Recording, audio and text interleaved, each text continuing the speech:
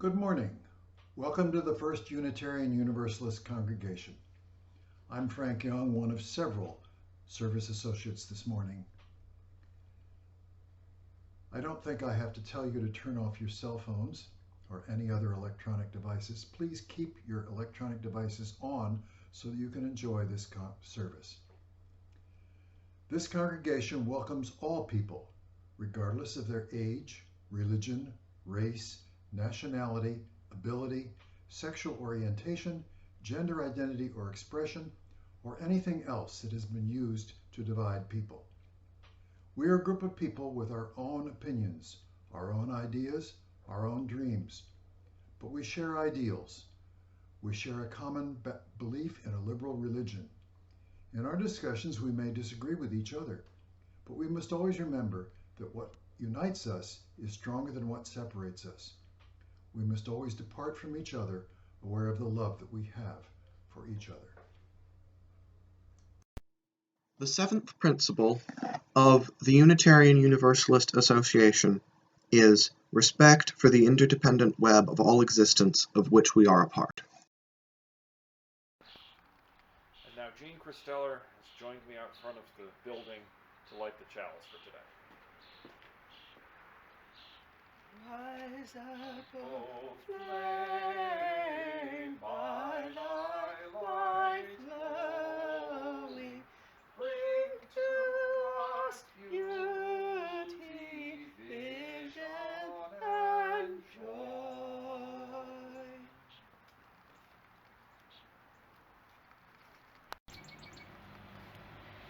This reading is for Mother's Day. It's number 573 in your hymnal, if you have one. It is a responsive reading, and I'll invite you to read for yourself the responsive parts as you like.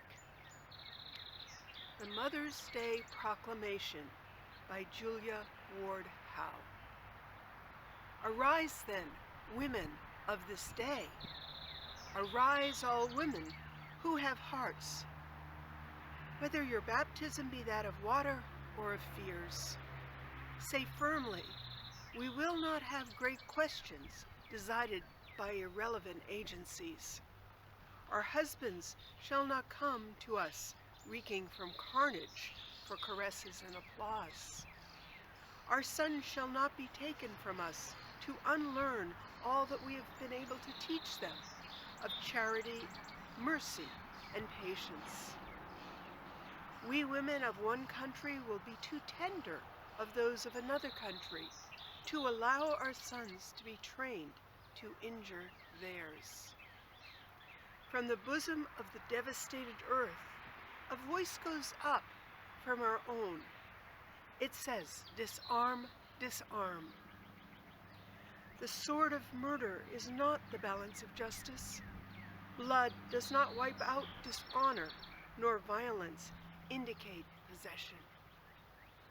As men have often forsaken the plow and the anvil at the summons of war, let women now leave all that may be left of home for a great and earnest day of council.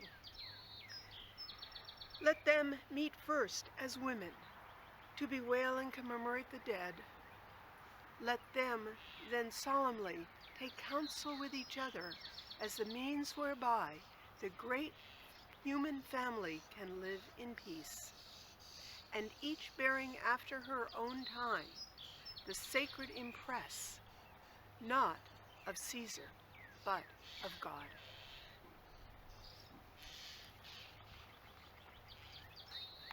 Now please join in the affirmation, and following that in the opening hymn. In greening lands begins the song, which deep in human hearts is strong. In cheerful strains your voices raise, to fill the whole spring world with praise.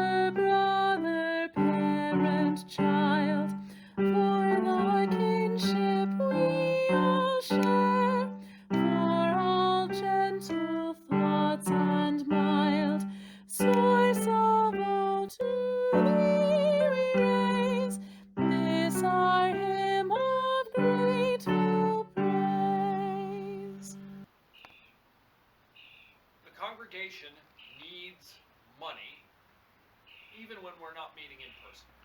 Perhaps especially when we're not meeting in person. Please mail in your pledge to the church's post office box, or contact a member of the board about how to contribute online. We will be very glad to have your contributions to keep the business of the congregation going.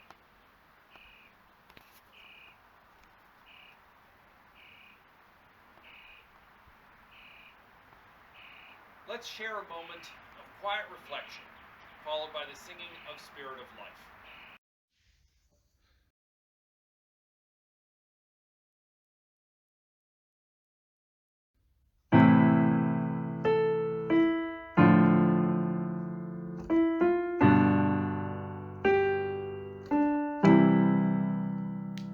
Spirit of life, come unto me. Sing in my heart all the stirrings of compassion. Blow in the wind, rise in the sea, move in the hand, giving life the shape of justice. Roots hold me close, wings set me free. Spirit of life, come to me, come to me.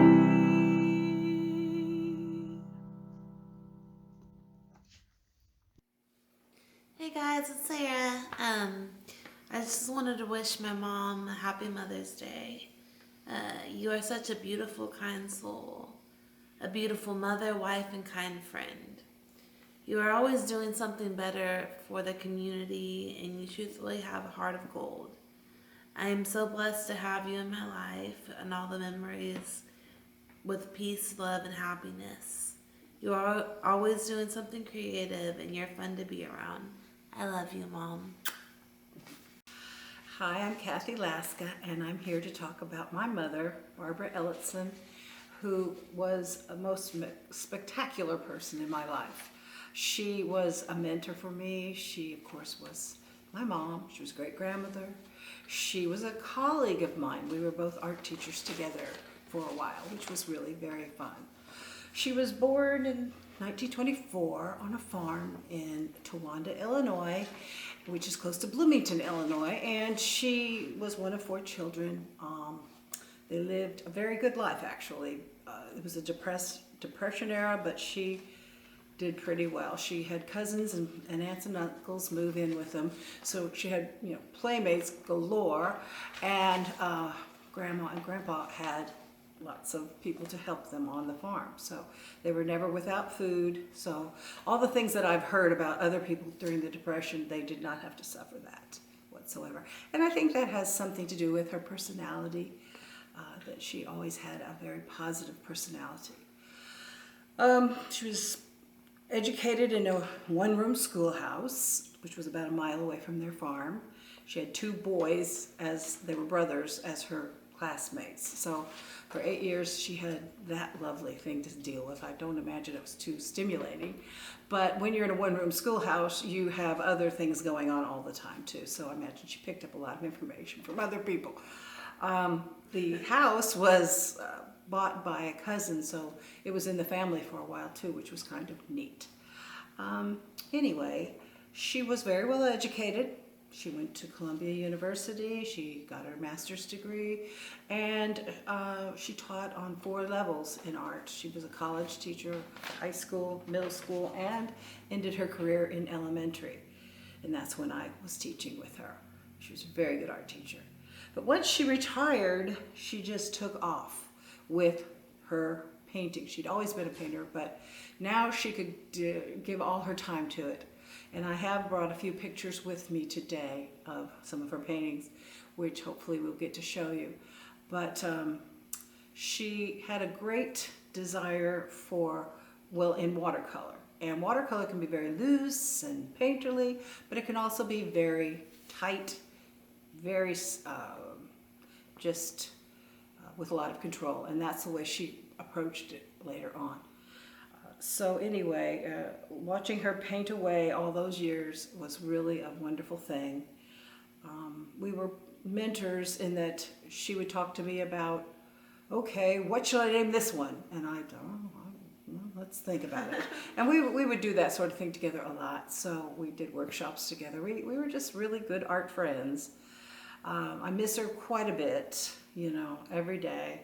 She taught me about nature, about books, about to appreciate all the beautiful things in this world. And I just miss her so much. But I have a message for everyone on this beautiful Mother's Day. Please remember your mother. She did a lot for you. She brought you into this world. And if you're still lucky enough to have her with you, give her a virtual hug for me. Thank you.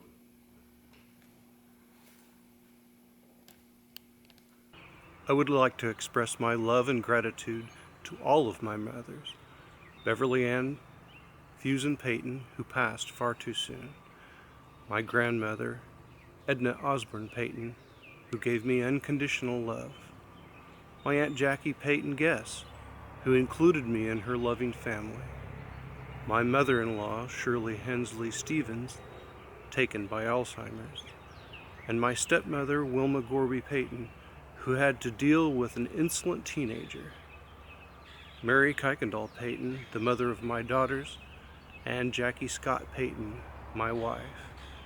Happy Mother's Day. The mother I didn't want to be. I wrote this in 2008. There were 2 pieces to my mother's life with me, or maybe 3 if I count when I left home.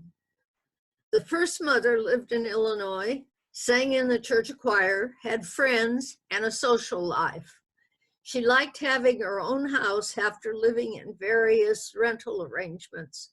There were neighbors along the same street, some of whom she was especially close.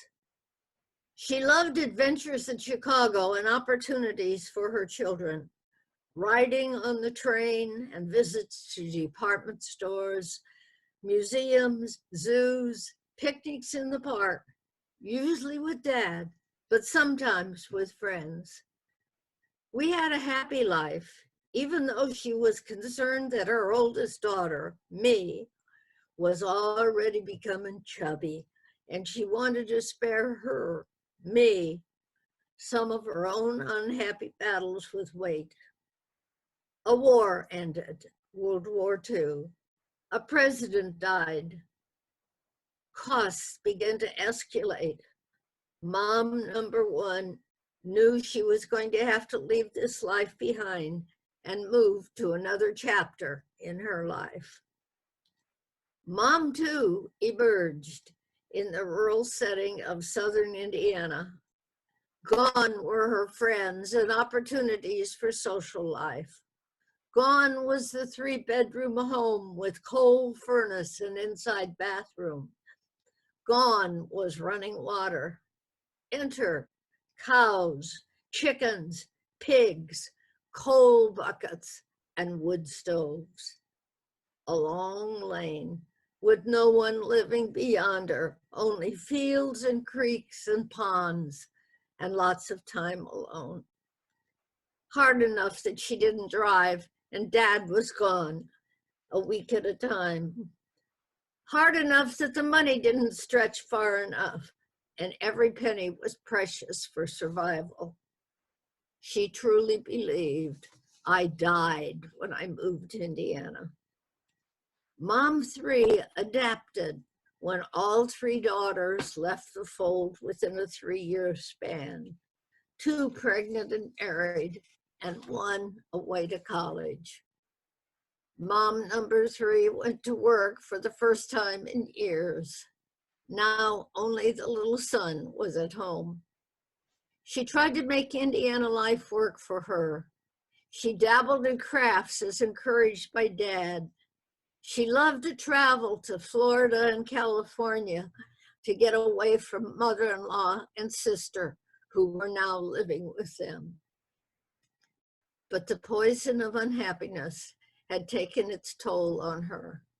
For her 45th anniversary, she and Dad went to Hawaii after our grandson's wedding. They only made one trip back to California after that trip. She became more and more invalid and finally died in the nursing home, cursed by Alzheimer's. It was all gone except the memories. I've fought with myself to salvage the whole mother from the pieces. It's like a collage with the good and the bad mixed together. And now that I'm at the age she was when she gave up, I'm determined to find that mother of early days, as well as developing appreciation for the hardships of Indiana, post-Depression, post-war. My life in Indiana is very different these many years later. Ghosts of Sad Sullivan still reappear, but other spirits of determination and survival that kept her going also reappear. Maybe that's one of the gifts of aging for me. The softening of the years, the blurring of the tears and the cheers, and a choice to not give in to the weaknesses of the body. I know Mom gave me much, and I'm grateful to have the mix of memories, because maybe that's the reality of life, one of joys and sorrows intermingled. I wrote this in 2008 for Mother's Day when I was at a retreat. It certainly continues to be true as we are facing even more time of tragedy.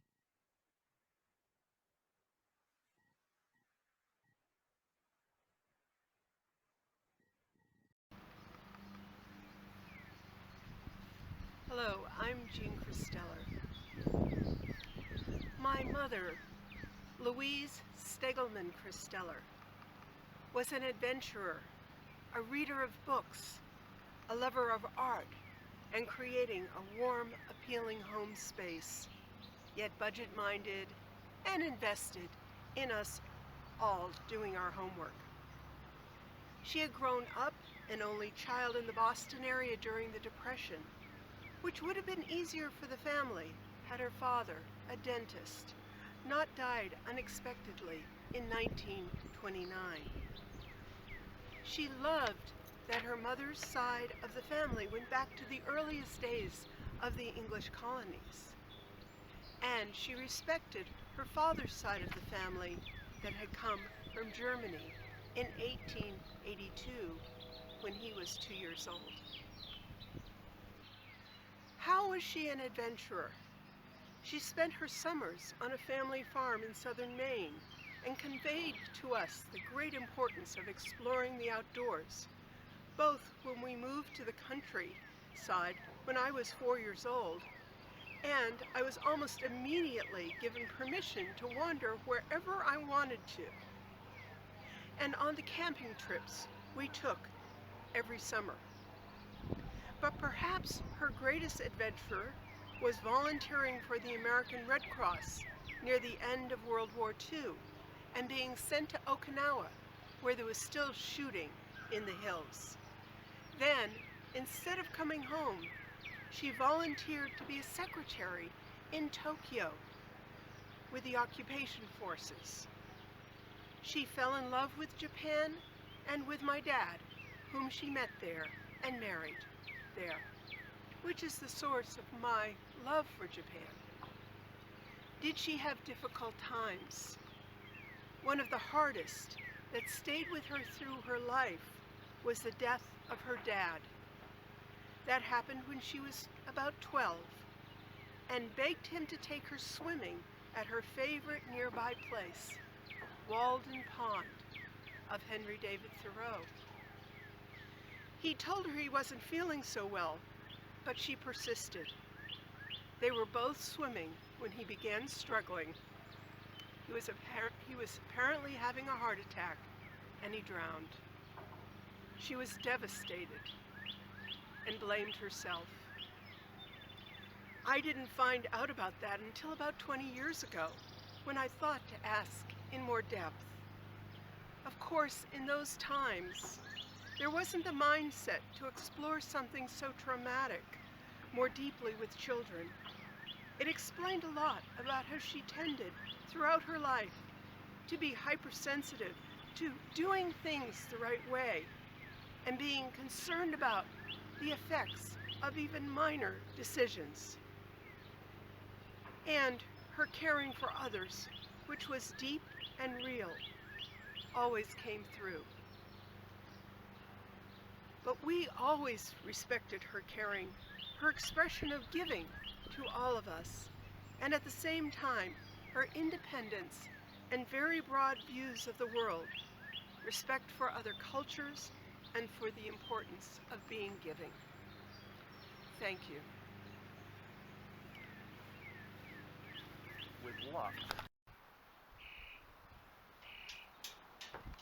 May the blessings of love rest upon you. May peace abide with you. May God's presence illuminate your heart, now and forevermore. Go in peace and know that you are loved and that your life is sacred.